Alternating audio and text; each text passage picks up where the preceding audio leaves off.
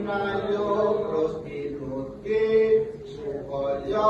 lestari jejak santoso wujudake tata tentrem teka raharja ning Jawa Tengah sumbering budaya aku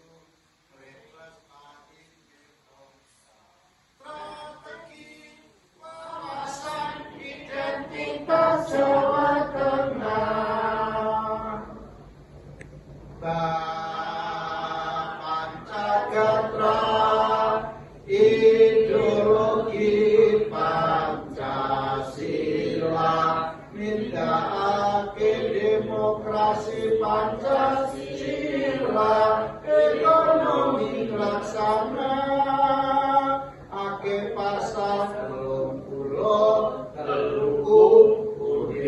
45 sosial budaya tansah anggeluri kapit